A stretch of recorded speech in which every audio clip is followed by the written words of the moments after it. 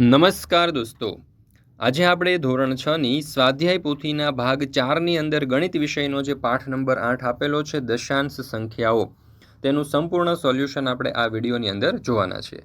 મિત્રો, આપણી આ ચેનલ ઉપર ધોરણ 6ની જે સ્વાધ્યાય પોથીનો ભાગ 4 છે તેના દરેક વિષયના અને દરેક ચેપ્ટરના સંપૂર્ણ સોલ્યુશનના વિડીયો અને પીડીએફ મુકાઈ ચૂક્યા છે.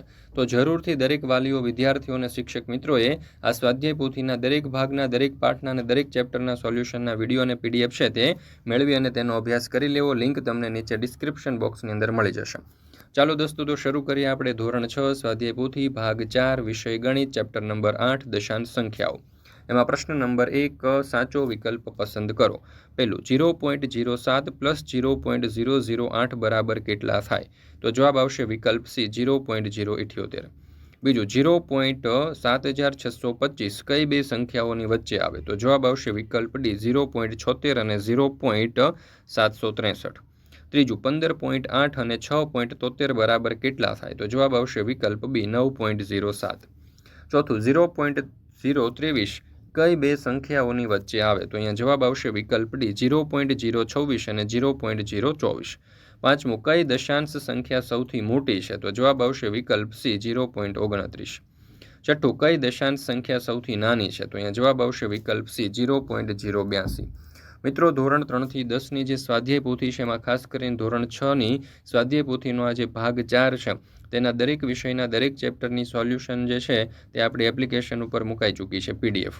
અને આ પીડીએફ તમે વોટ્સઅપ પર મંગાવવા માંગો છો તો નંબર છે 7046222254. આ નંબર ઉપર તમે કોન્ટેક્ટ કરી અને આ સ્વાધ્યાય પોથીના સોલ્યુશનની પીડીએફ પણ મંગાવી શકો છો. ત્યાર પછી છે પ્રશ્ન નંબર 2, ખાલી જગ્યા પૂરો. એમાં પહેલું, 4.55 પ્લસ 9.73 બરાબર ખાલી જગ્યા. તો જવાબ આવશે 14.28. બીજું, 8.76 માઇનસ 2.68 બરાબર ખાલી જગ્યા. તો જવાબ આવશે 6.08. ત્રીજું, 5809 ગ્રામ બરાબર ખાલી જગ્યા કિલોગ્રામ. તો જવાબ આવશે 5.806. ચોથું, 93 મિલીમીટર બરાબર ખાલી જગ્યા સેન્ટીમીટર. તો જવાબ આવશે 0.93. પાંચમું, 725 પૈસા બરાબર ખાલી જગ્યા રૂપિયા. તો જવાબ આવશે 7.25. ત્યાર પછી છે પ્રશ્ન નંબર 3, નીચેના વિધાનો ખરા છે કે ખોટા તે જણાવો. એમાં 19.25 ગ્રેટર ધેન 19.053 તો ખોટું. બીજું છે 42.28 માઇનસ 3.19 બરાબર 39.09 તો સાચું.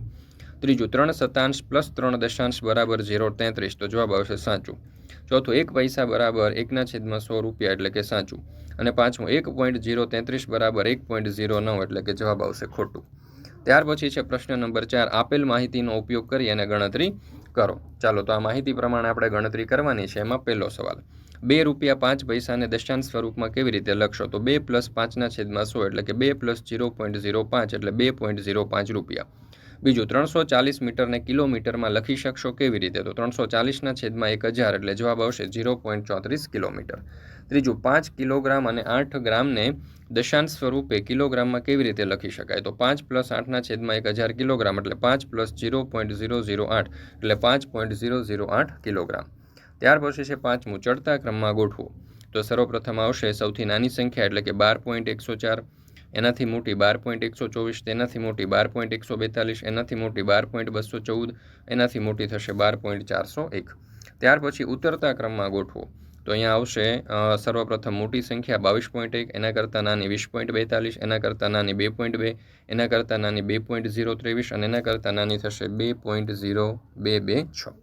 મિત્રો, ધોરણ 6થી 8ની જે સ્વાધ્યાય પોથી છે એટલે કે ધોરણ 8ની 6થી 8ની પોટેટો બેચ છે તે આપણે લોન્ચ કરી દીધી છે, જેમાં ગણિત, વિજ્ઞાન, અંગ્રેજી અને સામાજિક વિજ્ઞાન જેવા અઘરા વિષયોના દરેક ચેપ્ટરના recorded lecture, live doubt session, PDF, MCQ test, પ્રથમ સત્રાંત અને દ્વિતીય સત્રાંત પરીક્ષાના પેપરની તૈયારીઓ, વોટ્સઅપ સપોર્ટ, વેલિડિટી, આ દરેક સુવિધાઓ તમને ધોરણ 6થી 8ની જે છે એ આ મળી જવાની છે પોટેટો બેચની અંદર.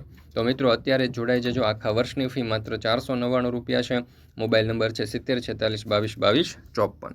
ત્યાર પછી છે પ્રશ્ન નંબર 7, 1, 3, 5 અને 8નો એક જ વાર ઉપયોગ કરી અને 1 કરતાં નાની 4 અંકની મોટામાં મોટી દશાંશ સંખ્યા બનાવો. તો 1 કરતાં નાની 4 અંકની મોટામાં મોટી દશાંશ સંખ્યા એટલે કે 0.8531. ત્યાર પછી છે પ્રશ્ન નંબર 8, 2, 4, 5, 3નો એક જ વાર ઉપયોગ કરીને 4 અંકની નાનામાં નાની દશાંશ સંખ્યા બનાવો. તો જુઓ, 4 અંકની નાનામાં નાની દશાંશ સંખ્યા એટલે 0.2345. ત્યાર પછી છે પ્રશ્ન નંબર 9. 50 મેળવવા માટે 25.5માં કેટલા ઉમેરવા પડે? તો 50 - 25.5 અહીંયા તો 24.5 એટલે કે 50 મેળવવા માટે 25.5માં 24.5 ઉમેરવા પડશે. મિત્રો ધોરણ 3થી 12ની કોઈ પણ પ્રકારની PDF અને PPT જો તમારે જોઈતી હોય તો એ તમને મળી જશે ઓશન કોચિંગ ક્લાસીસ પરથી. જેમ કે સ્વાધ્યાયન પોથીના સોલ્યુશન, સમજૂતી પ્લસ સ્વાધ્યાય, ગાલા સ્વાધ્યાય પોથી, પ્રોજેક્ટ પ્રવૃત્તિ, પ્રયોગ પોથી, ભૂગોળ પોથી, અંગ્રેજી ગ્રામર કે કોઈ પણ પ્રકારના સોલ્યુશનની PDF અને PPT મેળવી શકશો. અને વોટ્સઅપ પર PDF મેળવવા માટેનો નંબર છે 70 46 22 22 54. આ નંબર ઉપર કોન્ટેક્ટ કરી સંપર્ક કરી અને સોલ્યુશનની PDF મેળવી શકો છો. અથવા તો આપણી એપ્લિકેશનનું નામ છે ઓશન કોચિંગ ક્લાસીસ. આ એપ્લિકેશન ડાઉનલોડ કરી અહીંયાથી પણ તમે આ સોલ્યુશનની PDF મેળવી શકો છો. પ્રશ્ન નંબર 10. કયું માપ વધારે છે? 1 મીટર 40 સેન્ટીમીટર કે 60 સેન્ટીમીટર કે 2.6 મીટર? હવે 1 મીટર અને 40 સેન્ટીમીટર એટલે 1.40 મીટર, 60 સેન્ટીમીટર એટલે 0.60 મીટર, 2.6 મીટર એટલે 2.6 મીટર. તો સૌથી વધારે માપ આપણું અહીંયા થઈ ગયું 2.6 મીટર. ત્યાર પછી છે પ્રશ્ન નંબર 11. આલો કે 1 કિલોગ્રામ 200 ગ્રામ બટાકા, 250 ગ્રામ ધાણા, 5 કિલો 300 ગ્રામ ડુંગળી, 500 ગ્રામ પાલક, 2 કિલો 600 ગ્રામ ટામેટાં ખરીદ્યા, તો તેણે કુલ કેટલું વજન ઉપાડ્યું તે કિલોગ્રામમાં શોધો. બટાકા 1 કિગ્રા અને 200 ગ્રામ એટલે કે 1.200 કિલોગ્રામ, ધાણા 250 ગ્રામ એટલે 0.250 ગ્રામ, ડુંગળી 5 કિલોગ્રામ અને 300 ગ્રામ એટલે કે 5.300 કિલોગ્રામ, પાલક 500 ગ્રામ એટલે કે 0.500 કિલોગ્રામ અને ટામેટાં 2 કિલોગ્રામ અને 600 ગ્રામ એટલે કે 2.600 કિલોગ્રામ. હવે અહીંયા જુઓ કિલોગ્રામ અને ગ્રામ આપણને આપેલા છે. કિલોગ્રામમાં જોઈએ તો આપણે 1 કિલોગ્રામ અને 200 ગ્રામ બટાકા, 250 ગ્રામ ધાણા, 5 કિલો 300 ગ્રામ ડુંગળી, 500 ગ્રામ પાલક અને 2 કિલો અને 600 ટામેટાં એટલે કુલ 9 કિલો 850. એટલે કુલ વજન આપણું 9 કિલો 850 ગ્રામ એટલે કે 9.850 કિલોગ્રામ થઈ ગયું.